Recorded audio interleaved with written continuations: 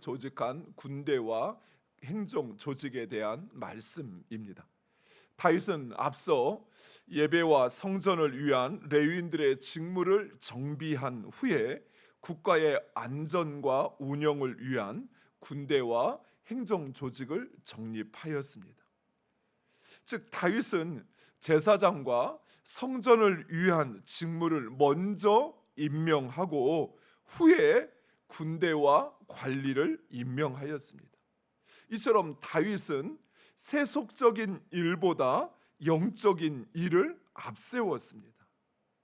사랑하는 성도 여러분, 성도는 일을 하는데도 순서가 있습니다. 결코 세속적인 일이 영적인 일보다 앞서서는 안 된다는 것입니다. 그런데 오늘날 자꾸 이 순서가 뒤바뀝니다.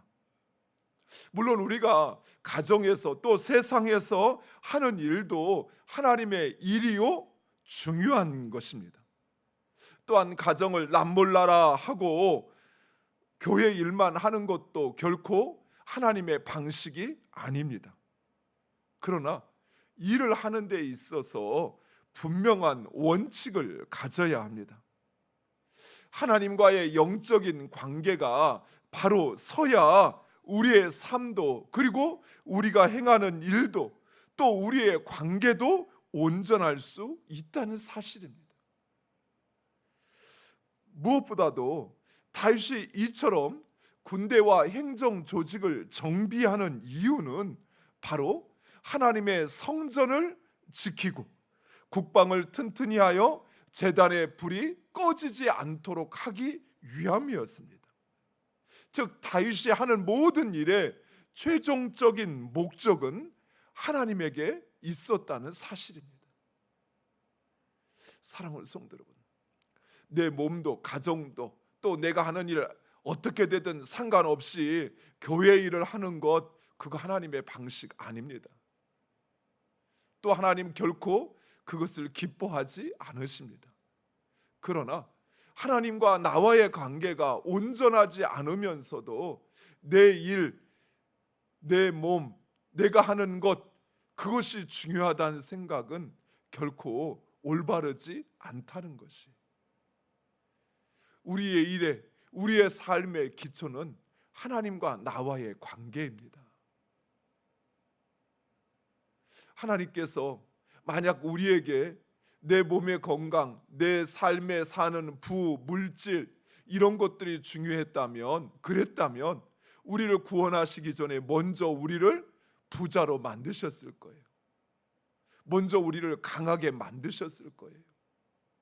그런데 하나님은 때로는 우리의 몸을 약하게 해서라도 우리를 가난하게 하셔서라도 하나님과의 관계가 바로 서게 하신다는 사실입니다. 사랑하는 성도 여러분, 이 일의 순서를 우리는 바꾸어서는 안 돼요. 세상이 개인주의화되고 물질 만능주의화 되어지니까 먼저 내가 살고 나서 또 내가 가지고 나서 그래서 그 다음에 하나님의 일도 하고 또 하나님을 위해서 충성도 하고 한다고 생각하는데 그렇지 않아요. 우리가 살펴보는 성경에서의 하나님의 역사하는 순서가 있습니다. 그 순서는 어려움이 처하면 그들은 제일 먼저 하나님을 찾았어요. 왜 그랬을까요?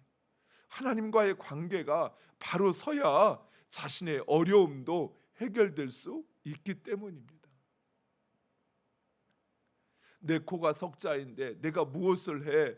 라고 하는 것이 세상의 방식이라면 하나님의 방식은 먼저 하나님과 나와의 관계가 올바르게 다시 제대로 바로 선 후에 그리고 우리의 삶의 문제도 해결되어 간다는 사실입니다. 그리고 다윗은 또한 모든 일을 하나님의 섭리와 주권에 맡겼습니다. 그러나 그렇다고 해서 우리가 해야 하는 그 일까지 하지 않아도 된다는 것은 아니라는 것입니다. 오히려 하나님은 사람을 철저히 준비시키고 준비된 사람을 통해서 일하십니다. 대충 하면서 하나님의 은혜를 구하는 것, 그것은 어리석고 교만한 사람이 하는 것입니다. 내가 어떻게든 하나님께서 알아서 하실 거야, 이거 교만한 거예요. 그것은 믿음의 고백이 아니라는 것입니다. 진정 우리가 하나님이 하실 것을 믿는다면 우리는 우리의 삶에서 나에게 주어지고 맡겨진 것에 대하여 지혜롭고 또 나의 성심을 다하여 충성해야 한다는 것이. 기독교인들 가운데 이상한 오해가 생겼습니다. 그게 뭐냐면 마치 일을 하지 않는 것이 하나님을 향한 믿음인 것처럼 주장하는 일들이 있어요. 결코 그렇지 않습니다. 하나님께서 요셉을 세우실 때도 모세를 세우실 때도 철저하게 준비시키셨어요.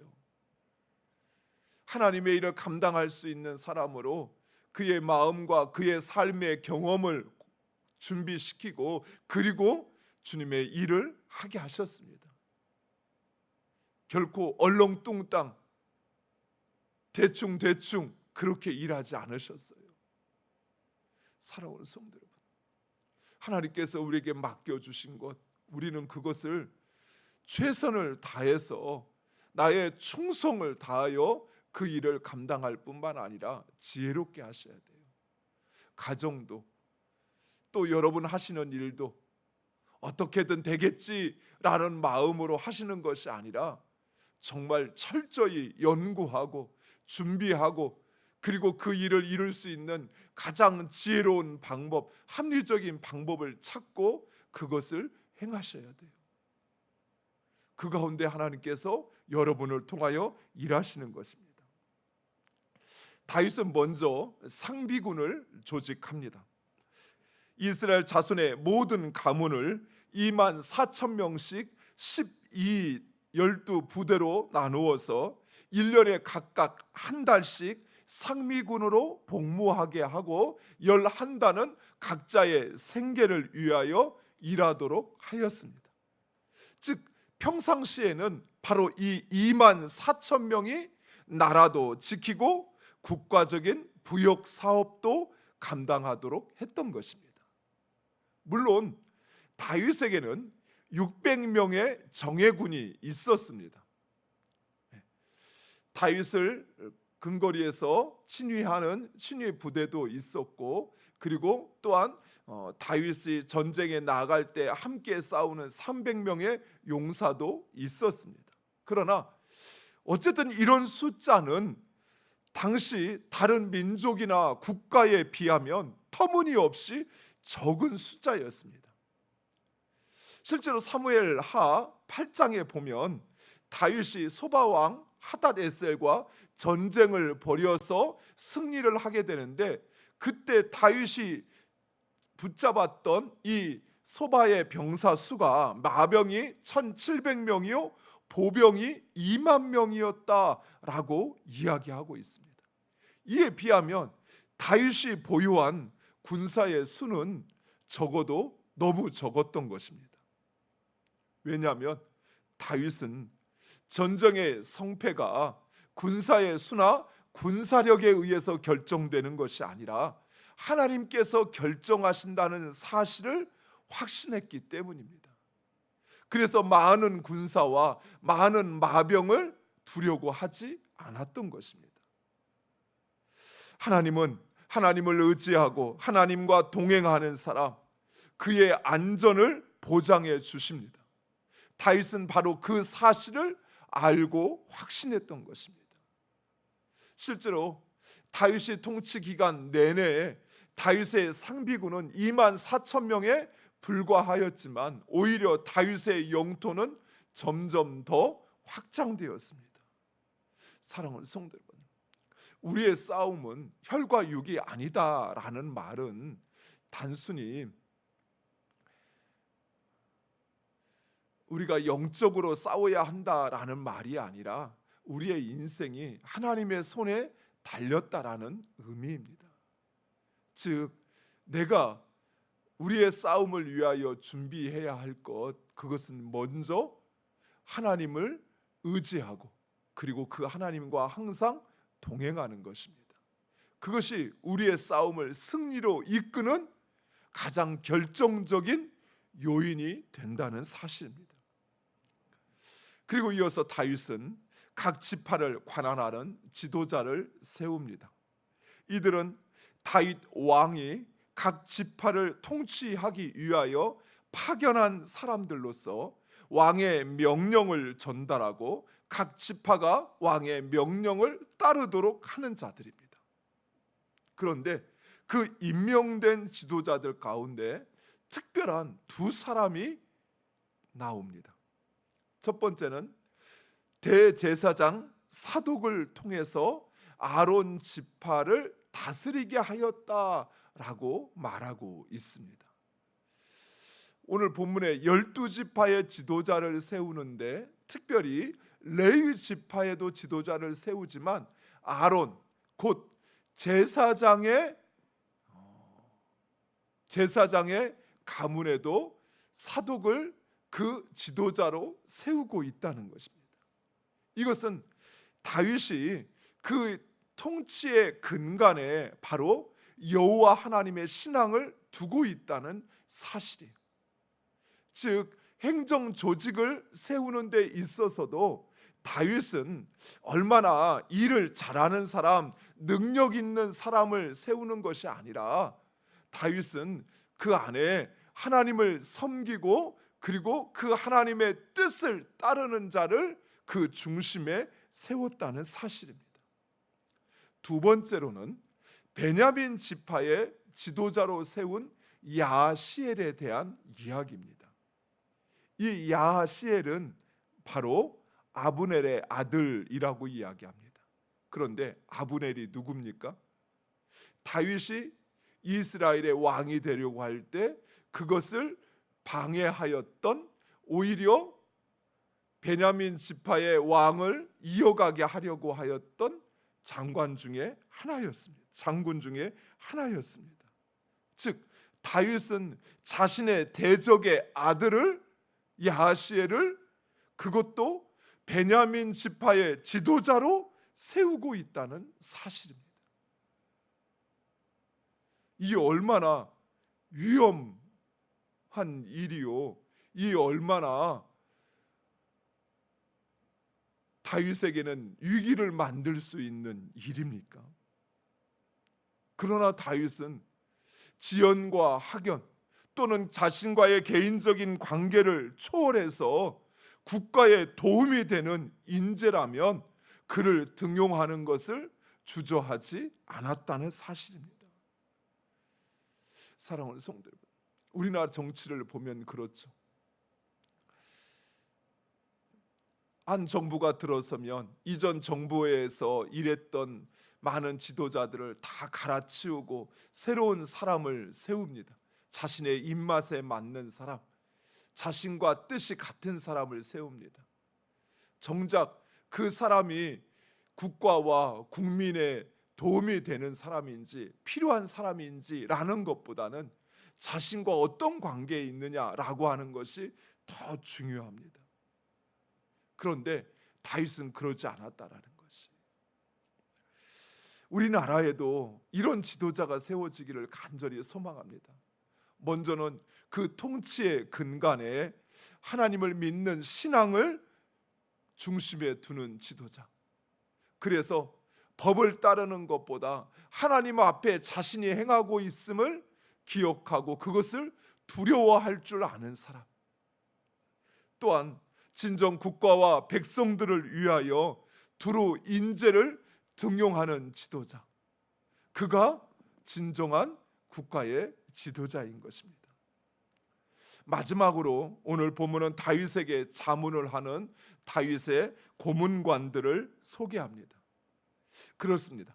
다윗은 스스로 하나님 앞에 정직히 행하며 하나님의 뜻에 순종하며 충성하였습니다. 그러나 다윗이 이처럼 신실한 신앙인으로 또 용감한 장군으로 그리고 위대한 정치가가 될 수 있었던 것은 그 주변에 그를 돕는 사람이 있었던 것입니다. 사랑하는 성도 여러분, 이처럼 하나님은 우리가 서로 협력하여 선을 이루기를 원하십니다. 우리 혼자는 결코 스스로의 신앙도 지켜낼 수가 없어요. 여러분은 오해하시면 안 돼요. 우리의 신앙은 나만 잘하면 되는 게 아니에요. 예수님께서 우리를 구원하시어 교회로 부르신 이유가 무엇입니까? 나 혼자서는 그 신앙을, 그 구원의 확신과 믿음을 지켜갈 수 없다는 것입니다. 그래서 우리를 주님의 교회로 부르셔서 그 안에서 먼저 된 자들과 나중된 자들, 또 믿음 안에 사는 자들과 믿음이 적은 자들을 함께하게 하셔서 서로 돕고 서로 세워갈 수 있도록 하나 되게 하신 것입니다. 우리가 하나 될 때 우리는 스스로를 지킬 뿐만 아니라 그리고 우리가 함께 모이게 하신 하나님의 뜻을 이루어갈 수 있다는 사실입니다. 사랑하는 성도 여러분, 우리 하나님은 무엇보다도 우리가 하나 되길 원하십니다. 하나님과 예수 그리스도가 하나였듯이 우리가 서로 하나 되길 원하고 하나님과 우리가 하나 되기를 원하시는 것이. 하지만 사단은 우리가 하나 되기를 원치 않습니다. 자신이 하나님과 멀어졌던 것처럼 우리가 서로 멀어지고 또 하나님과 우리의 관계가 멀어지기를 원하신다는 거예요. 원한다라는 것이. 사랑하는 성도 여러분, 내 안에 다른 사람과 나를 구분하려고 하는 것, 다른 사람의 단점이 보이고 문제가 보여서 결코 그 사람과 함께 할 수 없다라고 생각하는 것, 때로는 내가 우쭐하여서 저런 사람들과는 어울릴 부류가 아니다라고 생각하는 것, 이 모든 것은 사단이 주는 거예요. 하나님이 우리에게 주시는 마음은 오히려 스스로를 겸비하여, 그래서 우리가 온전히 하나됨을 이루는 것, 그것이 하나님의 뜻입니다. 그것이 내가 신앙을 지켜갈 수 있는 것이요, 내가 주님 오시는 그날까지 이 믿음 위에 서 있을 수 있는 나의 기초가 된다는 사실이에요. 사랑하는 성도 여러분, 우리 안에는 끊임없이 이처럼 우리를 하나 되게 하신 성령의 역사를 가로막는 유혹과 도전이 찾아옵니다. 이래서 저 사람과는 함께 할 수 없고 저런 이유 때문에 저 사람은 나와 같이 할 수 없다고 생각을 합니다. 그러나 그것은 결코 하나님이 주신 마음이 아니에요. 우리의 모임에는 너무나도 각기 다양한 사람들이 우리 교회 안에 함께하고 있습니다. 지연도 다르고 학벌도 다르고 생각하는 것도 다르고 경험도 다르고 지향하는 것도 때로는 같은 것 같지만 다를 수 있어요. 일하는 방식도 다를 수 있습니다. 참 저 사람은 일하는 게 마음에 들지 않는 사람이 있고 어떤 사람은 주는 것 없이 사랑스럽고 용납되는 사람이 있을 수 있어요. 하지만 그것을 넘어서지 못하고 하나 되지 못한다고 한다면 우리는 결코 나의 신앙을 바로 세울 수 없어요. 왜냐하면 하나님이 세우시길 원하는 신앙은 그 모든 것을 초월하여 하나가 되는 것입니다. 예수님이 세상에 오셔서 예수님의 마음에 드는 사람만 제자로 삼으셨나요? 예수님하고 같은 생각, 같은 뜻을 품은 사람만, 그들만 고쳐주셨나요? 그들만 온전케 하셨나요? 그렇지 않습니다.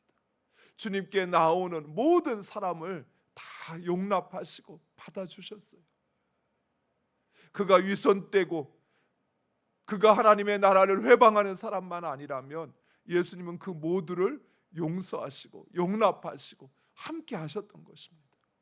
사랑하는 성도 여러분, 주님이 또 우리에게 말씀하십니다. 아버지와 내가 하나인 것처럼 너희도 하나가 되기를 원하신다고. 그래서 주의 성령으로 우리를 하나 되게 하신 것입니다.